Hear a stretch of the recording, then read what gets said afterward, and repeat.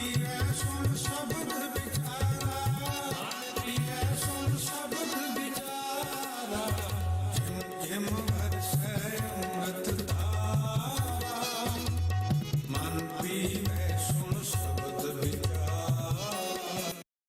ਵਾਹਿਗੁਰੂ ਜੀ ਕਾ ਖਾਲਸਾ, ਵਾਹਿਗੁਰੂ ਜੀ ਕੀ ਫਤਿਹ। ਸ਼ੁਕਰ ਵਾਹਿਗੁਰੂ ਜੀ ਦਾ ਰੋਜ਼ਾਨਾ ਸਹਿਜੇ ਸਹਿਜੇ ਅਰਥਾਂ ਸਮੇਤ ਸਹਿਜ ਪਾਠ ਕਰਦੇ ਹਾਂ। ਅੱਜ ਆਪਾਂ ਪਹੁੰਚੇ ਹਾਂ ਸ੍ਰੀ ਗੁਰੂ ਗ੍ਰੰਥ ਸਾਹਿਬ ਜੀ ਦੇ ਪਾਵਨ ਅੰਗ 433 ਅੰਗ ਦੇ ਉੱਪਰ ਪੱਟੀ ਨਾਮ ਦੀ ਬਾਣੀ ਗੁਰੂ ਨਾਨਕ ਪਾਤਸ਼ਾਹ ਜੀ ਦੀ ਆਸਾ ਰਾਗ ਦੇ ਵਿੱਚ ਉਚਾਰਨ ਕੀਤੀ ਹੋਈ ਉਹਦੀ ਵਿਚਾਰ ਕਰਕੇ ਗੁਰੂ ਪਾਤਸ਼ਾਹ ਦੀ ਬਖਸ਼ਿਸ਼ ਦੇ ਪਾਤਰ ਬਣ ਰਹੇ ਹਾਂ। ਇਹ ਪੱਟੀ ਨਾਮ ਦੀ ਬਾਣੀ ਕੱਲ 432 ਅੰਗ ਤੋਂ ਸ਼ੁਰੂ ਹੋਈ ਸੀ। ਟੋਟਲ 35 ਅੱਖਰ 35 ਪਦਿਆਂ ਦੀ ਬਾਣੀ ਹੈ। ਕੱਲ ਪਹਿਲੇ 9 ਪਦਿਆਂ ਦੀ ਵਿਚਾਰ ਆਪਾਂ ਕੀਤੀ ਸੀ। ਅੱਜ 10ਵਾਂ ਪਦਾ ਸ਼ੁਰੂ ਹੋ ਰਿਹਾ ਤੇ ਚੱਚੇ ਅੱਖਰ ਤੱਕ ਕੱਲ ਹੋਈ ਸੀ। ਅੱਜ ਛੱਛਾ ਅੱਖਰ ਤੋਂ ਸਿਖਾ ਰਹੇ ਨੇ।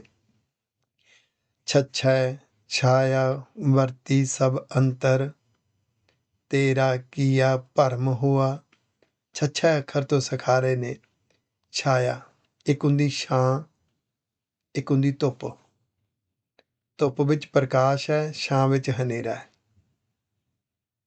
ਪ੍ਰਕਾਸ਼ ਗਿਆਨ ਦਾ ਪ੍ਰਤੀਕ ਹੈ ਤੇ ਛਾਂ ਅਗਿਆਨਤਾ, lack of knowledge, lack of understanding, lack of observation, ਸੋਝੀ ਦੀ ਘਾਟ। ਉਹ ਅਗਿਆਨਤਾ ਹਰ ਇੱਕ ਦੇ ਅੰਦਰ ਵਰਤੀ ਹੋਈ ਹੈ। ਤੇਰਾ ਹੁਕਮ ਚੱਲ ਰਿਹਾ ਤੇ ਮਨੁੱਖ ਭਰਮਿਆ ਹੋਇਆ ਹੈ। ਭਰਮ ਉਪਾਏ ਭੁਲਾਈ ਅਨਿਆਪੇ, ਤੇਰਾ ਕਰਮ ਹੋਆ ਤਿਨ ਗੁਰੂ ਮਿਲਿਆ। ਉਹਦੇ ਨਿਜ਼ਮ ਦੇ ਵਿੱਚ ਜਦੋਂ ਮਨੁੱਖ ਦੇ ਸੋਚ ਦੀ ਦਿਸ਼ਾ, ਡਾਇਰੈਕਸ਼ਨ ਅਸਲੀ ਮਾਰਗ ਤੋਂ ਦੂਸਰੇ ਪਾਸੇ ਤਿਲਕ ਗਈ ਤੇ ਰੱਬ ਦੇ ਨਿਜ਼ਮ ਨੇ ਉਸ ਨੂੰ ਭੁਲਾ ਦਿੱਤਾ, ਭੁਲਾਇਆ ਨਾ। ਜਦੋਂ ਬੰਦਾ ਪੈਸੇ ਨੂੰ ਹੀ, ਪ੍ਰੋਪਰਟੀ ਨੂੰ ਹੀ ਸਭ ਕੁਝ ਮੰਨਦਾ ਹੈ ਤੇ ਆਪਣੇ ਬੱਚਿਆਂ ਨੂੰ ਟਾਈਮ ਦੇਣ ਵਾਸਤੇ ਪ੍ਰਾਇੋਰਟਾਈਜ਼ ਨਹੀਂ ਕਰਦਾ। ਉਹਨੂੰ ਸਮਝ ਹੀ ਨਹੀਂ ਲੱਗਦੀ ਬੱਚਿਆਂ ਨੂੰ ਸੰਸਕਾਰ ਕਿਵੇਂ ਦੇਵਾਂ। ਇਹ ਉਹਦਾ ਨਿਜ਼ਮ ਚੱਲ ਰਿਹਾ ਤੇ ਜਿਨ੍ਹਾਂ ਤੇ ਉਹਦੀ ਬਖਸ਼ਿਸ਼ ਹੁੰਦੀ ਹੈ, ਤੇਰਾ ਕਰਮ ਹੋਆ ਤਿਨ ਗੁਰੂ ਮਿਲਿਆ, ਉਹਨਾਂ ਨੂੰ ਫਿਰ ਗੁਰੂ ਪਾਤਸ਼ਾਹ ਦੇ ਬਚਨ ਚੰਗੇ ਲੱਗਦੇ ਨੇ। ਮਨ ਵਿੱਚ ਖਿੱਚ ਬਣਦੀ ਹੈ, ਗੁਰਬਾਣੀ ਪੜ੍ਹਾਂ, ਗੁਰਬਾਣੀ ਸਿੱਖਾਂ, ਅਰਥਾਂ ਨੂੰ ਸਮਝਾਂ, ਜ਼ਿੰਦਗੀ ਵਿੱਚ ਜਿਉਵਾਂ। ਗੁਰੂ ਦੇ ਉਪਦੇਸ਼ ਚੰਗੇ ਲੱਗਦੇ ਨੇ ਜਿਨ੍ਹਾਂ ਤੇ ਬਖਸ਼ਿਸ਼ ਹੁੰਦੀ। ਜਿਹੜੇ ਅਗਿਆਨਤਾ ਵਿੱਚ, ਭਰਮ ਵਿੱਚ ਭੁੱਲੇ ਹੋਏ, ਉਹ ਜੀਵਨ ਵਿਅਰਥ ਗਵਾ ਲੈਂਦੇ, ਜ਼ਿੰਦਗੀ ਦੇ ਬਹੁਤੇ ਪੱਖਾਂ ਤੇ ਫੇਲ ਹੋ ਜਾਂਦੇ ਨੇ। ਅੱਗੋਂ ਜੱਜਾ ਅੱਖਰ ਨਾਲ ਸਿਖਾ ਰਹੇ ਨੇ। ਜੱਜੈ ਜਾਨ ਮੰਗਤ ਜਨ ਜਾਚੈ, ਲੱਖ 84 ਭੀਖ ਭਵਿਆ। ਜੱਜਾ ਅੱਖਰ ਤੋਂ ਦੱਸ ਰਹੇ ਨੇ ਕਿ ਜਦੋਂ ਗੁਰੂ ਪਾਤਸ਼ਾਹ ਦੇ ਉਪਦੇਸ਼ਾਂ ਨਾਲ ਇਹ ਗੱਲ ਸਮਝ ਲੱਗ ਜਾਵੇ ਕਿ ਸਰੀਰ ਤਾਂ ਮੇਰੇ ਕੋਲੇ ਮਨੁੱਖ ਦਾ ਹੈ, ਪਰ ਮੇਰਾ ਮਨ ਜਿਹੜਾ ਹੈ, ਉਹ ਜਿਹੜਾ ਸੁਭਾਅ ਹੈ, ਮਨ ਦੀ ਜੂਨੀ ਹੈ, ਇਹ ਜੂਨੀਆਂ ਨਿਤ ਬਦਲਦਾ ਹੈ। ਕਦੀ ਬਗਲੇ ਵਰਗੀ ਪ੍ਰਵਿਰਤੀ, ਕਦੀ ਡੱਡੂ ਵਰਗੀ ਪ੍ਰਵਿਰਤੀ, ਕਦੀ ਕਾਂ ਪ੍ਰਵਿਰਤੀ। ਇੱਦਾਂ ਕਰਤੂਤ ਪਸ਼ੂ ਕੀ ਮਾਨਸ ਜਾਤ। ਤੇ ਜਿੰਨੇ ਵਾਰੀ ਵੀ ਮਨੁੱਖ ਦੇ ਮਨ ਵਿੱਚ ਪਸ਼ੂਆਂ ਵਰਗਾ, ਜਾਨਵਰਾਂ ਵਰਗਾ ਸੁਭਾਅ ਆ ਜਾਂਦਾ ਹੈ, ਜਿਹਦੀਆਂ ਨਿਸ਼ਾਨੀਆਂ ਆਮ ਗੁਰਬਾਣੀ ਅੰਦਰ ਉਦਾਹਰਨ ਵਜੋਂ ਦਿੱਤੀਆਂ ਗਈਆਂ ਨੇ। ਲੋਭ ਨੂੰ ਕੁੱਤੇ ਦੀ ਬਿਰਤੀ ਕਿਹਾ। ਫਿਰ ਬੁਰੀਆਂ ਆਦਤਾਂ, ਬੁਰੇ ਵਿਚਾਰ, ਇਹ ਮੱਖੀ ਦੀ ਪ੍ਰਵਿਰਤੀ ਹੈ, ਗੰਦਗੀ। ਕਿਸੇ ਦੀ ਨਿੰਦਾ ਦਾ ਰਸ ਮਾਨਣਾ, ਇਹ ਸੂਰ ਜਿਵੇਂ ਗੰਦਗੀ ਖਾਂਦਾ, ਦੂਸਰੇ ਦੀ ਗੰਦਗੀ ਆਪਣੇ ਮੂੰਹ 'ਚ ਰੱਖਣੀ। ਇਹ ਮਨ ਇਸ ਤਰ੍ਹਾਂ ਜਾਨਵਰ ਪ੍ਰਵਿਰਤੀਆਂ, ਪਸ਼ੂ ਪ੍ਰਵਿਰਤੀਆਂ ਦੀਆਂ ਲੱਖ ਜੁਨੀਆਂ ਭੋਗੀ ਜਾ ਰਿਹਾ, 84 ਲੱਖ। ਜਦੋਂ ਸਮਝ ਲੱਗੀ ਕਿ ਮੇਰਾ ਮਨ ਜਾਨਵਰ, ਪਸ਼ੂ ਪ੍ਰਵਿਰਤੀਆਂ, ਪਾਪ ਪ੍ਰਵਿਰਤੀਆਂ ਅੰਦਰ ਲਿਆ ਰਿਹਾ, ਤੇ ਜਦੋਂ ਸੋਝੀ ਆਈ, ਫਿਰ ਜਨ ਬਣ ਕੇ, ਚਾਕਰ ਬਣ ਕੇ ਆਪਣੇ ਵਾਹਿਗੁਰੂ ਜੀ ਤੋਂ ਮੰਗਦਾ ਹੈ। ਆਖੋ ਵਾਹਿਗੁਰੂ। ਕੀ ਮੰਗਦਾ ਹੈ? ਏਕੋ ਲੇਵੈ ਏਕੋ ਦੇਵੈ, ਅਵਰ ਨਾ ਦੂਜਾ ਮੈਂ ਸੁਣਿਆ। ਹੁਣ ਸਮਝ ਲੱਗੀ ਕਿ ਲੈਣ ਵਾਲਾ ਤੇ ਦੇਣ ਵਾਲਾ ਵਾਹਿਗੁਰੂ ਜੀ ਹੈ, ਰੱਬ ਆਪ ਹੈ, ਉਹਦੇ ਤੋਂ ਬਿਨਾਂ ਦੂਜਾ ਕੋਈ ਨਹੀਂ। ਤੇ ਰੱਬ ਨੂੰ ਸਮਰਪਿਤ ਹੋ ਕੇ ਆਪਾ ਵਾਰ ਕੇ ਜਿਉਵਾਂ, ਫਿਰ ਇਹ ਮੰਗਦਾ ਹੈ। ਝੱਜੈ ਝੂਰ ਮਰਹੁ ਕਿਆ ਪ੍ਰਾਣੀ, ਜੋ ਕਿਛ ਦੇਣਾ ਸੋ ਦੇ ਰਹਿਆ। ਝੱਜਾ ਅੱਖਰ ਤੋਂ ਕਹਿ ਰਹੇ ਨੇ, ਤੁਸੀਂ ਝੁਰਦੇ ਕਿਉਂ? ਮੈਨੂੰ ਆਹ ਨਹੀਂ ਮਿਲਿਆ, ਆਹ ਨਹੀਂ ਮਿਲਿਆ। ਰੋਣੇ ਕਿਉਂ ਰੋਂਦੇ ਹੋ? ਮਨੁੱਖ ਜ਼ਿੰਦਗੀ ਵਿੱਚ ਹਮੇਸ਼ਾ ਡਿਸਸੈਟਿਸਫਾਈਡ ਹੈ, ਨਾ ਸੰਤੁਸ਼ਟ ਹੈ। ਮੈਨੂੰ ਆਹ ਨਹੀਂ ਮਿਲਿਆ, ਆਹ ਨਹੀਂ ਮਿਲਿਆ। ਡਿਸਸੈਟਿਸਫਾਈਡ ਹੋਣ ਕਰਕੇ, ਨਾ ਸੰਤੁਸ਼ਟ ਹੋਣ ਕਰਕੇ ਮਨੁੱਖ ਚਿੰਤਾਵਾਂ ਵਿੱਚ ਹੈ। ਸਬਰ ਸੰਤੋਖ ਤੋਂ ਵਾਂਝਾ ਹੈ। ਉਹ ਸਬਰ ਸੰਤੋਖ ਸ਼ੁਕਰਾਨੇ ਦੇ ਰਸ ਤੋਂ ਸਖਣਾ ਹੈ, ਝੁਰਦਾ ਪਿਆ ਚਿੰਤਾਵਾਂ ਵਿੱਚ। ਸਤਿਗੁਰੂ ਕਹਿੰਦੇ ਇਦਾਂ ਝੁਰ ਝੁਰ ਕੇ ਚਿੰਤਾਵਾਂ ਵਿੱਚ ਜੀਵਨ ਕਿਉਂ ਜਿਉ ਰਿਹਾ ਪਿਆਰਿਆ? ਨਾ ਸੰਤੁਸ਼ਟ ਕਿਉਂ ਹੈ? ਡਿਸਸੈਟਿਸਫਾਈਡ ਕਿਉਂ ਹੈ? ਸਬਰ ਸੰਤੋਖ ਵਿੱਚ ਕਿਉਂ ਨਹੀਂ ਜਿਉਂਦਾ? ਕਿਉਂਕਿ ਉਹਨੇ ਜੋ ਕੁਝ ਦੇਣਾ ਉਹ ਦੇ ਰਿਹਾ, ਉਹਨੂੰ ਸਭ ਪਤਾ ਹੈ। ਸਾਨੂੰ ਧਰਮ ਸਿਖਾਇਆ ਗਿਆ ਕਿ ਮੰਗ ਗੁਰੂ ਦੇ ਕੋਲ ਜਾ ਕੇ। ਕਿਤੋਂ ਮੰਗਾ? ਉਹਨੂੰ ਤਾਂ ਸਭ ਪਤਾ ਹੈ। ਉਹ ਤਾਂ ਅਣ ਮੰਗਿਆ ਦਾਨ ਦੇਵਦਾ, ਉਹ ਤਾਂ ਬਿਨਾਂ ਮੰਗੇ ਦੇਈ ਜਾ ਰਿਹਾ। ਦੇ ਦੇ ਵੇਖੈ ਹੁਕਮ ਚਲਾਏ, ਜਿਉਂ ਜੀਆਂ ਕਾ ਰਿਜ਼ਕ ਪਿਆ। ਰੱਬ ਦੇ ਵੀ ਰਿਹਾ, ਸੰਭਾਲ ਵੀ ਕਰ ਰਿਹਾ, ਆਪਣੇ ਨਿਜ਼ਮ ਵਿੱਚ ਚਲਾ ਰਿਹਾ। ਤੇ ਜਿੰਨੀ ਕੁ ਉਹਦੀ ਸੋਚ ਸੁਭਾਅ ਭਾਵਨਾ ਦੀ ਝੋਲੀ ਹੈ, ਉਨੀਆਂ ਕੁ ਦਾਤਾਂ ਦੇਈ ਜਾ ਰਿਹਾ, ਰਿਜ਼ਕ ਪਿਆ। ਨඤੈ ਨਦਰ ਕਰੇ ਜਾ ਦੇਖਾਂ, ਦੂਜਾ ਕੋਈ ਨਾਹੀਂ। ਨඤੈ ਅੱਖਰ ਤੋਂ ਕਹਿੰਦੇ ਨੇ ਨਦਰ ਕਰੇ ਜਾ ਦੇਖਾਂ, ਯਾਨੀ ਡੂੰਘੀ ਨਜ਼ਰ, ਗਹਿਰੀ ਨਜ਼ਰ ਨਾਲ, ਗੌਰ ਨਾਲ ਜਦੋਂ ਮੈਂ ਦੇਖਾਂ, ਪੜਚੋਲ ਕੇ ਦੇਖਿਆ, ਰੱਬ ਤੋਂ ਬਿਨਾਂ ਕੋਈ ਦੂਜਾ ਹੋਰ ਕੋਈ ਨਹੀਂ, ਦੂਜਾ ਕੋਈ ਨਾ ਹੈ। ਏਕੋ ਰੱਬ ਰਹਿਆ ਸਭ ਥਾਈਂ, ਏਕ ਵਸਿਆ ਮਨ ਮਾਹੀ। ਉਹੋ ਹੀ ਸਾਰੇ ਥਾਵਾਂ 'ਤੇ ਵਸਿਆ ਹੋਇਆ ਵਾਹਿਗੁਰੂ ਜੀ, ਸੱਚਾ ਗਿਆਨ ਬਣ ਕੇ, ਗੁਣ ਬਣ ਕੇ, ਨਿਜ਼ਮ ਬਣ ਕੇ, ਬਖਸ਼ਾਂ ਬਣ ਕੇ। ਅਤੇ ਫਿਰ ਉਹ ਮਨ ਵਿੱਚ ਵਸ ਜਾਂਦਾ। ਜਦੋਂ ਮਹਿਸੂਸ ਹੁੰਦਾ ਹੈ, ਉਹਦੀ ਮਿੱਠੀ ਮਿੱਠੀ ਯਾਦ ਅੰਦਰ ਵਸ ਜਾਂਦੀ ਹੈ, ਭੈ ਭਾਵਨੀ ਅੰਦਰ ਵਸ ਜਾਂਦੀ ਹੈ। ਇਹ ਨඤਾ ਅੱਖਰ ਤੋਂ ਉਪਦੇਸ਼ ਦੇ ਰਹੇ ਨੇ। ਟਟੈ ਟੰਚ ਕਰੋ ਕਿਆ ਪ੍ਰਾਣੀ, ਘੜੀ ਕੇ ਮੁਹੱਤ ਕੇ ਉੱਠ ਚੱਲਣਾ। ਟਟੈ ਪੁਰਾਤਨ ਸਮੇਂ ਦੇ ਵਿੱਚ ਇਸ ਅੱਖਰ ਨੂੰ ਟਟਾ ਹੀ ਕਿਹਾ ਜਾਂਦਾ ਸੀ। ਬਾਅਦ ਵਿੱਚ ਯੂਨੀਵਰਸਿਟੀ ਵੱਲੋਂ ਇਸ ਸੋਚ ਨੂੰ ਸਾਹਮਣੇ ਰੱਖ ਕੇ ਕਿ ਟਟਾ ਸ਼ਬਦ ਪੁਰਸ਼ ਦੇ ਗੁਪਤ ਅੰਗ ਨੂੰ ਕਿਹਾ ਜਾਂਦਾ ਹੈ, ਇਸ ਕਰਕੇ ਇਹਨੂੰ ਬਦਲ ਕੇ ਟੈਂਕਾ ਕਹਿਣਾ ਸ਼ੁਰੂ ਕਰ ਦਿੱਤਾ। ਉਂਝ ਇਹ ਸ਼ਬਦ ਟਟਾ ਹੀ ਹੈ, ਗੁਰਬਾਣੀ ਅੰਦਰ ਇਹਨੂੰ ਟਟਾ ਹੀ ਲਿਖਿਆ ਹੈ। ਟਟਾ ਅੱਖਰ ਤੋਂ, ਟੈਂਕੇ ਅੱਖਰ ਤੋਂ ਸਿਖਾ ਰਹੇ ਨੇ ਟੰਚ ਕਰੋ ਕਿਆ ਪ੍ਰਾਣੀ। ਹੁਣ ਇੱਥੇ ਟੰਚ ਸ਼ਬਦ, ਜਦੋਂ ਕੋਈ ਬੰਦਾ ਆਪਾ ਵਾਰ ਕੇ ਮਿਹਨਤ ਕਰਕੇ ਕੋਈ ਧੰਦਾ ਕਰਦਾ, ਉਹਦੇ 'ਚ ਕੋਈ ਫਾਇਦਾ ਕੋਈ ਨਹੀਂ, ਉਹਨੂੰ ਟੰਟਾ ਕਹਿੰਦੇ ਨੇ। ਜਾਂ ਕੋਈ ਉਹ ਕੰਮ ਕਰਨਾ ਜਿਹੜਾ ਐਵੇਂ ਵਿਅਰਥ ਦਾ, ਫਜ਼ੂਲ ਦਾ, ਕਹਿੰਦੇ ਐਵੇਂ ਟੈਂਟਾ ਗਲ ਪੈ ਗਿਆ, ਫਜ਼ੂਲ ਵਿਅਰਥ। ਸਤਿਗੁਰੂ ਕਹਿੰਦੇ ਪਿਆਰਿਆ, ਆਪਣੇ ਜੀਵਨ ਨੂੰ ਵਿਅਰਥ ਕਿਉਂ ਗਵਾਈ ਜਾਂਦਾ? ਜਿੱਥੇ ਨਿੰਦਾ ਹੁੰਦੀ ਉੱਥੇ ਬੈਠਦਾ, ਕਹਿੰਦਾ ਜੀ ਟਾਈਮ ਪਾਸ ਹੋ ਰਿਹਾ। ਟਾਈਮ ਕਿਹੜਾ ਪਾਸ ਹੋ ਰਿਹਾ? ਵਿਅਰਥ ਜਾ ਰਿਹਾ। ਕਿੱਦਾਂ ਇੱਦਾਂ ਫਜ਼ੂਲ ਦੀਆਂ ਗੱਲਾਂ, ਫਜ਼ੂਲ ਦੇ ਕਰਮ, ਫਜ਼ੂਲ ਦੇ ਰਸ ਸੁਆਦਾਂ ਵਿੱਚ ਜੀਵਨ ਵਿਅਰਥ ਗਵਾ ਰਿਹਾ? ਪਿਆਰਿਆ ਸੋਚ ਪ੍ਰਾਣੀ। ਟਟੈ ਟੰਚ ਕਰਹੁ ਕਿਆ ਪ੍ਰਾਣੀ, ਘੜੀ ਕੇ ਮਹੱਤ ਕੇ ਉੱਠ ਚੱਲਣਾ। ਪਤਾ ਨਹੀਂ ਇੱਥੋਂ ਕਦੋਂ ਚਲੇ ਜਾਣਾ। ਜੀਵਨ ਦੀ ਵੈਲਿਊ ਸਮਝ, ਪਤਾ ਨਹੀਂ ਕਦੋਂ ਮੌਤ ਆ ਜਾਵੇ। ਜੂਐ ਜਨਮ ਨਾ ਹਾਰਹੁ ਆਪਣਾ, ਭਾਜ ਪੜਹੁ ਤੁਮ ਹਰ ਸ਼ਰਣਾ। ਇਹ ਐਵੇਂ ਜੂਏ ਦੀ ਬਾਜੀ ਵਾਂਗੂ ਜ਼ਿੰਦਗੀ ਨੂੰ ਨਾ ਹਾਰ, ਭਾਜ ਪੜਹੁ, ਰੱਬ ਦੀ ਸ਼ਰਨ ਪੈ। ਭਾਜ ਭੱਜ ਕੇ ਛੇਤੀ, ਐਜ਼ ਸੂਨ ਐਜ਼ ਪੋਸੀਬਲ, ਭਾਵ ਤੁਰੰਤ ਹੁਣੀ ਰੱਬ ਦੀ ਸ਼ਰਨ ਪੈ ਕੇ ਰੱਬ ਨੂੰ ਸਰੈਂਡਰ ਹੋ ਕੇ ਜੀਵਨ ਜਿਉਣਾ ਸਿੱਖ। ਰੱਬ ਨੂੰ ਸਰੈਂਡਰ ਹੋਣਾ ਭਾਵ ਦੁਨੀਆ ਦੇ ਭਲੇ ਲਈ ਆਪਾ ਵਾਰਨਾ। ਗੁਰੂ ਪਿਤਾ ਜੀ ਨੂੰ ਸਰੈਂਡਰ ਹੋਣਾ, ਗੁਰੂ ਦੀ ਕੌਮ ਦੀ ਚੜ੍ਹਦੀ ਕਲਾ ਲਈ ਆਪਾ ਵਾਰਨਾ। ਅਸੀਂ ਸਵੇਰ ਤੋਂ ਲੈ ਕੇ ਸ਼ਾਮ ਤੱਕ ਜਿਹੜਾ ਜੀਵਨ ਜਿਉਂਦੇ ਹਾਂ, ਉਸ ਜੀਵਨ ਵਿੱਚ ਖੁਦ ਪਤਾ ਲੱਗਦਾ ਕਿ ਗੁਰੂ ਪ੍ਰਤੀ ਡੈਡੀਕੇਸ਼ਨ ਭਾਵਨਾ ਕਿੰਨੀ ਹੈ, ਰੱਬ ਪ੍ਰਤੀ ਡੈਡੀਕੇਸ਼ਨ ਭਾਵਨਾ ਕਿੰਨੀ ਹੈ। ਸਤਿਗੁਰੂ ਕਹਿੰਦੇ ਆਪਣੇ ਅੰਦਰ ਪੈਦਾ ਕਰ ਪਿਆਰਿਆ, ਸਮਰਪਿਤ ਹੋ। ਅੱਗੋਂ ਠੱਠਾ ਅੱਖਰ ਤੋਂ ਸਿਖਾ ਰਹੇ ਨੇ, ਠੱਠੈ ਠਾਂਡ ਵਰਤੀ ਤਿੰਨ ਅੰਤਰ, ਹਰ ਚਰਣੀ ਜਿਨ ਕਾ ਚਿਤ ਲਾਗਾ। ਠੱਠਾ ਅੱਖਰ ਤੋਂ ਕਹਿ ਰਹੇ ਨੇ ਜਿਨ੍ਹਾਂ ਦਾ ਰੱਬ ਦੇ ਚਰਨਾਂ ਨਾਲ। ਰੱਬ ਦੇ ਚਰਨ ਕੀ ਹੈ? ਰੱਬੀ ਉਪਦੇਸ਼, ਗੁਰਬਾਣੀ ਦੀਆਂ ਸਿੱਖਿਆਵਾਂ।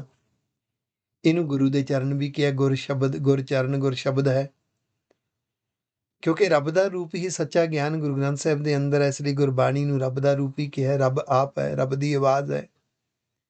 ਤੇ ਜੋ ਰੱਬੀ ਉਪਦੇਸ਼ ਹੈ ਤੇ ਰੱਬ ਦੇ ਚਰਨ ਨੇ, ਚਿੱਤ ਲਾਗਾ, ਚਿਤਵਨੀ ਅੰਦਰ ਪੈਦਾ ਹੋਣੀ। ਮੈਂ ਗੁਣਾਂ ਵਾਲਾ ਜੀਵਨ ਜਿਉਣਾ, ਰੱਬ ਦੇ ਉਪਦੇਸ਼ਾਂ ਨੂੰ ਮੰਨਾਂ ਤੇ ਅੰਦਰ ਯਾਦ ਬਣੀ ਰਹਿਣੀ, ਚਿਤਵਨੀ। ਚੇਤਾ ਸ਼ਕਤੀ ਵਿੱਚ ਯਾਦ ਬਣੀ ਰਹਿਣੀ, ਰੱਬ ਦੇ ਗੁਣਾਂ ਵਾਲਾ ਜੀਵਨ ਜਿਉਣਾ ਹੈ, ਰੱਬ ਦੇ ਉਪਦੇਸ਼ ਵਾਲਾ ਜੀਵਨ ਜਿਉਣਾ ਹੈ, ਉਹਨਾਂ ਦੇ ਅੰਦਰ ਠੰਡ ਵਰਤੀ ਹੁੰਦੀ ਹੈ। ਭਾਵ ਉਹ ਸਬਰ, ਸ਼ੁਕਰਾਨੇ, ਸੰਤੋਖ ਵਿੱਚ ਜਿਉਂਦੇ ਨੇ। ਚਿੱਤ ਲਾਗਾ ਸੇ ਜਨ ਨਿਸਤਰੇ, ਤਉ ਪ੍ਰਸਾਦੀ ਸੁਖ ਪਾਇਆ।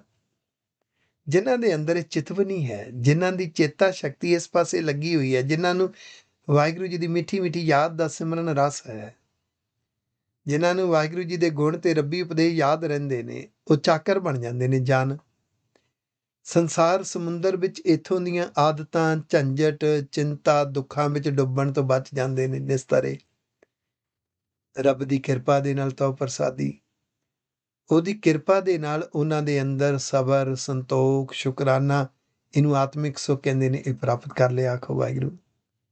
ਡੱਡਾ ਡੰਫ ਕਰੋ ਕਿਆ ਪ੍ਰਾਣੀ, ਜੋ ਕੁਛ ਹੋਵਾ ਸੋ ਸਭ ਚੱਲਣਾ। ਡੱਡੇ ਅੱਖਰ ਤੋਂ ਸਿਖਾ ਰਹੇ ਨੇ, ਡੰਪ ਹੁੰਦਾ ਵਿਖਾਵਾ। ਪਿਆਰਿਆ, ਐਵੇਂ ਗੁਮਾਨ ਵਿਖਾਵਾ ਨਾ ਕਰਿਆ ਕਰ। ਰੱਬ ਦੀਆਂ ਦਿੱਤੀਆਂ ਹੋਈਆਂ ਦਾਤਾਂ ਦੇ ਨਾਲ ਦੂਸਰਿਆਂ ਤੇ ਪ੍ਰਭਾਵ ਪਾਉਣ ਦਾ ਯਤਨ ਨਾ ਕਰਿਆ ਕਰ।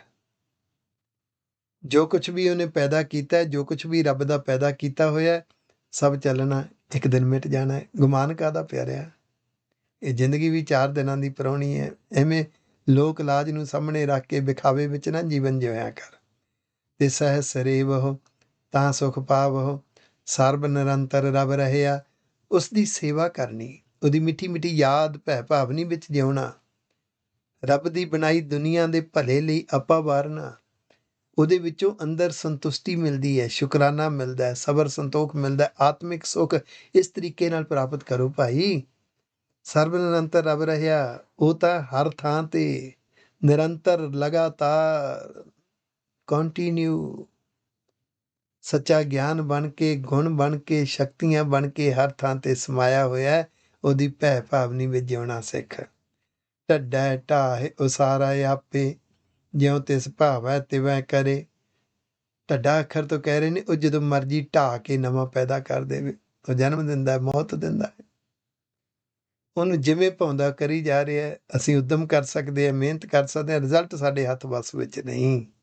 ਉਹਨੇ ਕਦੋਂ ਖੇਲ ਵਰਤਾਉਣਾ ਹੈ, ਉਹਨੂੰ ਸਮਰਪਿਤ ਹੋ ਜਾ, ਡੈਡੀਕੇਟਡ ਹੋ ਜਾ।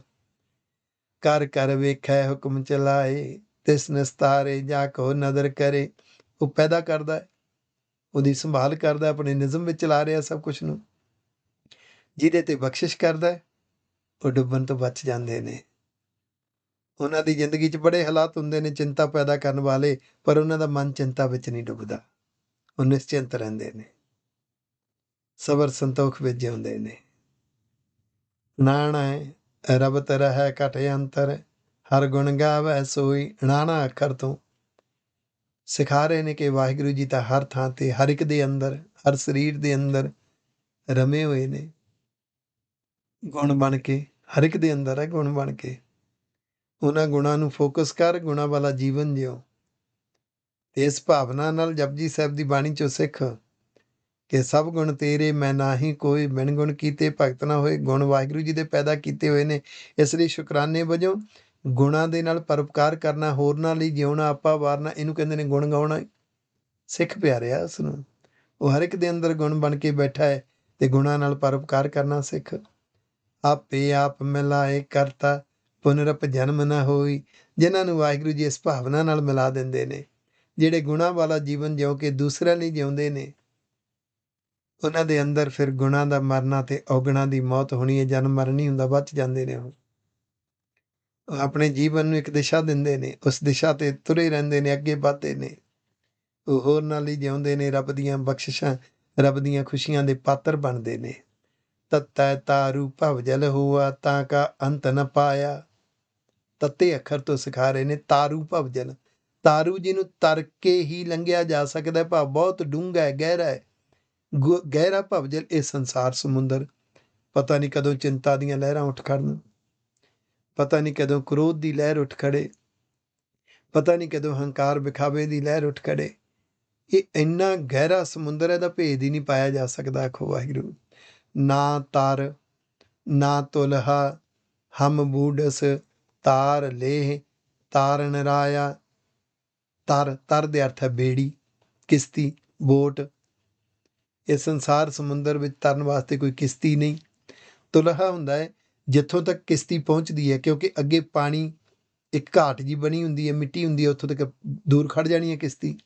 ਉੱਥੋਂ ਤੱਕ ਪਹੁੰਚਣ ਵਾਸਤੇ ਪਿਲਸ਼ੀ ਘਾਹ ਆਦਿਕ, ਪਿਲਸ਼ੀ ਸਣ ਕਹਿੰਦੇ ਜਿਹਨੂੰ, ਉਹਦੇ ਰੱਸੇ ਵੱਟ ਕੇ ਫਿਰ ਬਾਂਸ ਦੇ ਡੰਡੇ ਪਾ ਕੇ ਇੱਕ ਪੁਲ ਬਣਾਇਆ ਜਾਂਦਾ। ਉਹ ਪੁਲ ਰਾਹੀਂ ਕਿਸ਼ਤੀ ਤੱਕ ਪਹੁੰਚਦੇ ਨੇ। ਨਾ ਕਿਸ਼ਤੀ ਹੈ, ਨਾ ਉਹ ਪੁਲ ਹੈ, ਅਸੀਂ ਡੁੱਬ ਰਹੇ ਹਾਂ, ਚਿੰਤਾ ਵਿੱਚ ਡੁੱਬ ਰਹੇ ਹਾਂ। ਗੱਲ ਛੋਟੀ ਹੁੰਦੀ ਹੈ, ਚਿੰਤਾ ਬਹੁਤੀ ਛਾ ਜਾਂਦੀ ਹੈ। ਉਹਦੇ ਵਿੱਚੋਂ ਐਵੇਂ ਭੈ ਪੈਦਾ ਹੁੰਦੇ ਨੇ, ਡਰ ਡਰ ਡਰਨਾ ਮਨ ਕਾ ਸ਼ੋਰ, ਮਨ ਦੇ ਸ਼ੋਰ ਪੈਦਾ ਹੁੰਦੇ, ਮਨ ਦੇ ਵਿਚਾਰ ਉਹਦੇ ਵਿੱਚ ਡੁੱਬ ਰਿਹਾ। ਤਾਰ ਲੇਹ ਤਾਰਨ ਰਾਇਆ, ਇਹ ਵਾਹਿਗੁਰੂ ਜੀ ਤੁਸੀਂ ਤਾਰਨ ਵਾਲੇ ਹੋ। ਤੁਸੀਂ ਆਪਣੇ ਉਪਦੇਸ਼ ਦਿੰਦੇ ਹੋ, ਗੁਣ ਦਿੰਦੇ ਹੋ, ਜਜ਼ਬਾ ਲੱਗਣ ਦਿੰਦੇ ਹੋ, ਤੁਸੀਂ ਬਚਾ ਲੈਂਦੇ ਹੋ। ਆਖੋ ਵਾਹਿਗੁਰੂ। ਥਥੈ ਥਾਨ ਤਨੰਤਰ ਸੋਈ, ਜਾ ਕਾ ਕੀਆ ਸਭ ਹੋਆ। ਥਥੈ ਅੱਖਰ ਤੋਂ ਕਹਿੰਦੇ ਨੇ ਉਹ ਵਾਹਿਗੁਰੂ ਜੀ ਥਾਨ ਤਨੰਤਰ ਹਰ ਥਾਂ ਤੇ ਰਮੇ ਹੋਏ ਨੇ। ਜੋ ਕੁਛ ਹੋ ਰਿਹਾ ਉਹਦਾ ਕੀਤਾ ਹੋਇਆ ਹੋ ਰਿਹਾ, ਉਹਦੇ ਨਿਜ਼ਮ ਵਿੱਚ ਚੱਲ ਰਿਹਾ।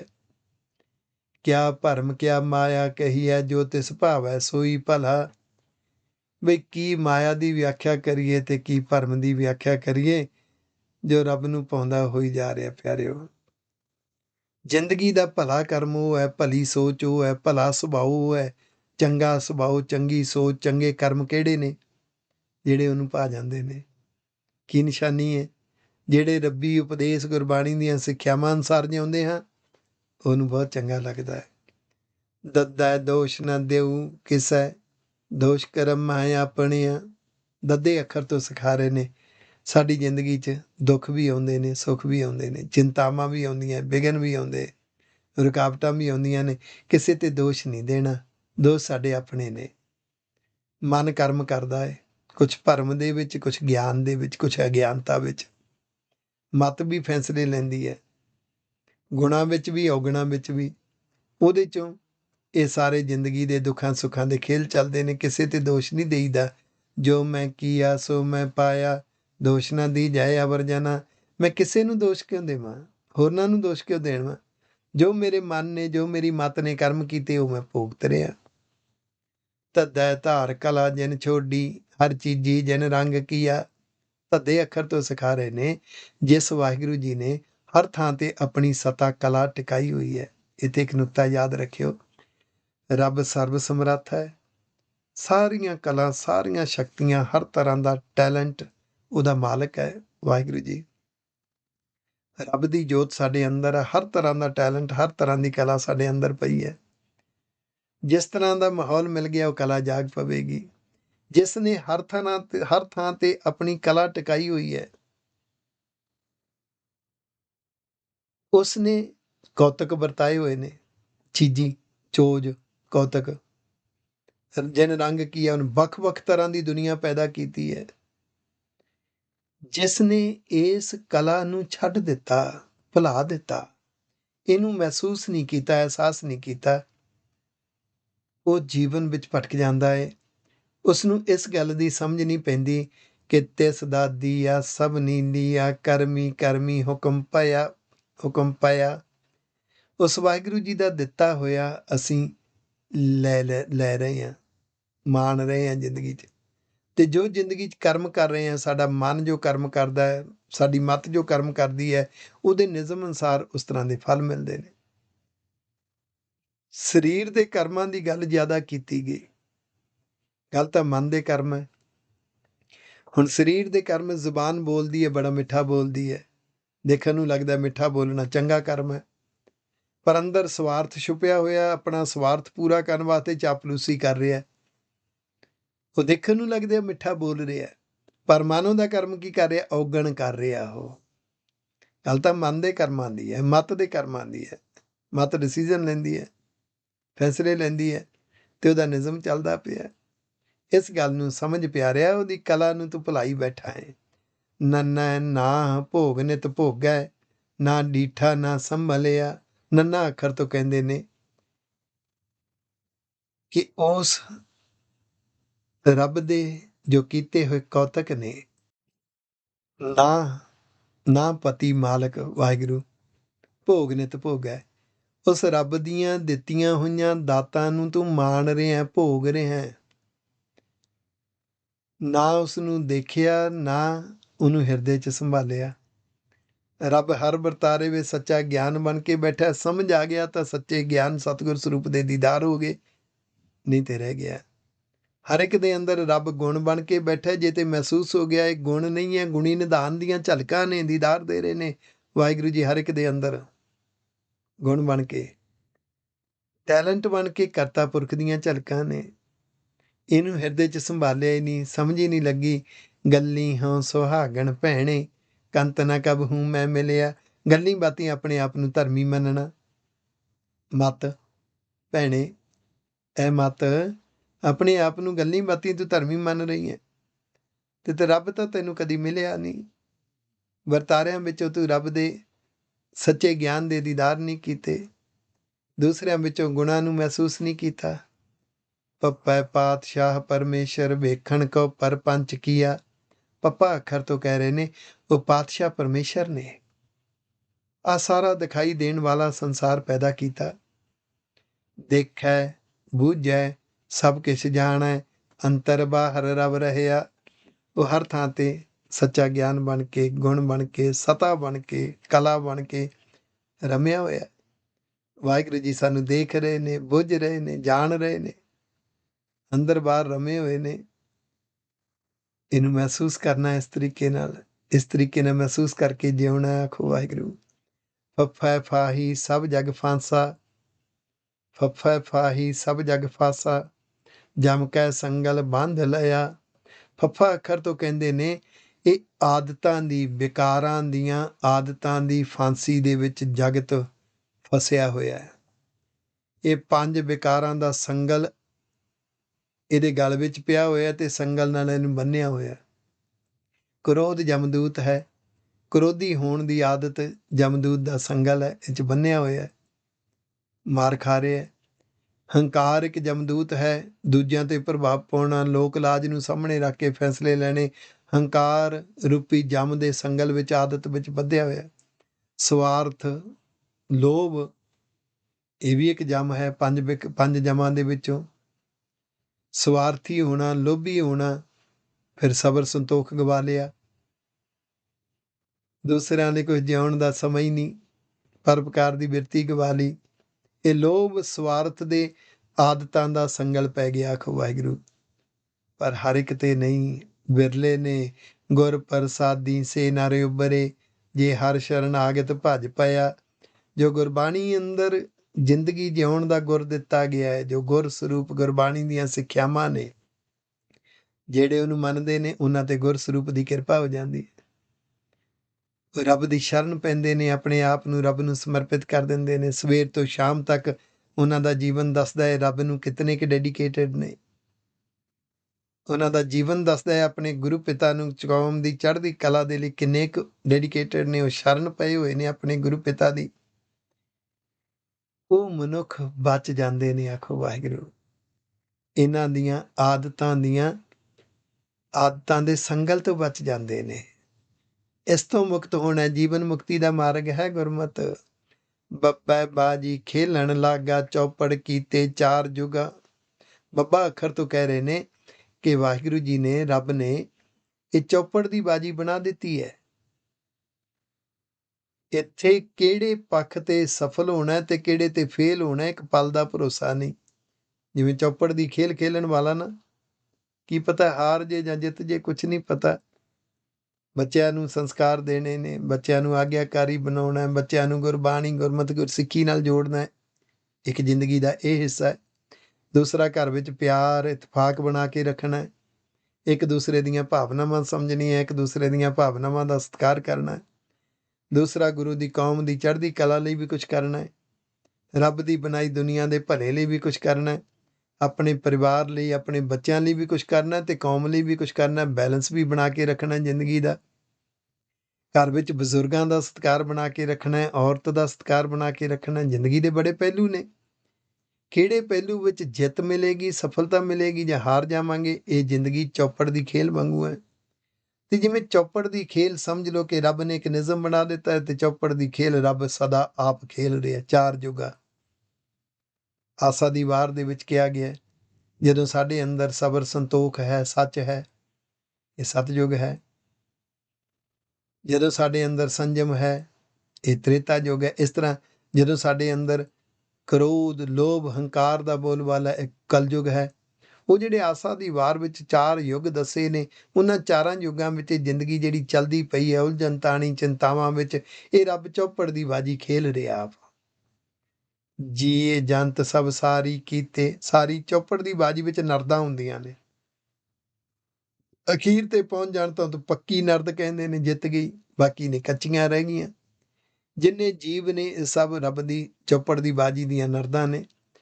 ਪਾਸਾ ਢਾਲਣ ਆਪ ਲੱਗਾ, ਜਿਹੋ ਜੀ ਨੀਤ ਹੈ ਜ਼ਿੰਦਗੀ ਦਾ ਪਾਸਾ ਉਧਰ ਨੂੰ ਢਲ ਜਾਣਾ ਹੈ। ਇਹ ਰੱਬ ਦਾ ਨਿਯਮ ਹੈ, ਉਹ ਆਪੇ ਚੌਪੜ ਦੀ ਬਾਜੀ ਖੇਲ ਰਿਹਾ ਹੈ, ਖਿਲਾ ਰਿਹਾ ਹੈ। ਮਹਿਸੂਸ ਕਰਨਾ ਹੈ, ਉਹਦੀ ਭੈ ਭਾਵਨੀ ਵਿੱਚ ਆਉਣਾ ਹੈ। ਸਤਿਗੁਰੂ ਕਿਰਪਾ ਕਰਨ। ਇਹ ਪੱਟੀ ਨਾਮ ਦੀ ਬਾਣੀ ਆਸਾ ਰਾਗ ਦੇ ਵਿੱਚ ਗੁਰੂ ਨਾਨਕ ਪਾਤਸ਼ਾਹ ਦੀ ਉਚਾਰਨ ਕੀਤੀ ਹੋਈ 35 ਪਦਿਆਂ ਦੀ ਹੈ। ਕੱਲ੍ਹ 9 ਪਦਿਆਂ ਦੀ ਵਿਚਾਰ ਹੋਈ ਸੀ, ਅੱਜ 26ਵੇਂ ਪਦੇ ਤੱਕ ਵਿਚਾਰ ਹੋਈ ਹੈ। ਬਾਕੀ ਰਹਿੰਦੇ ਪਦਿਆਂ ਦੀ ਵਿਚਾਰ 434 ਅੰਗ ਦੇ ਉੱਪਰ ਹੈ। ਕੱਲ੍ਹ ਨੂੰ ਫਿਰ 434 ਅੰਗ ਦੀ ਵਿਚਾਰ ਲੈ ਕੇ ਤੁਹਾਡੇ ਘਰ ਤੁਹਾਡੇ ਸਨਮੁਖ ਹਾਜ਼ਰ ਹੋਵਾਂਗਾ। ਤਦ ਤੱਕ ਲਈ ਗੁਰੂ ਫਤਿਹ ਜੀ। ਭੁੱਲਾਂ ਚੁੱਕਾਂ ਦੀ ਖਿਮਾ। ਵਾਹਿਗੁਰੂ ਜੀ ਕਾ ਖਾਲਸਾ, ਵਾਹਿਗੁਰੂ ਜੀ ਕੀ ਫਤਿਹ।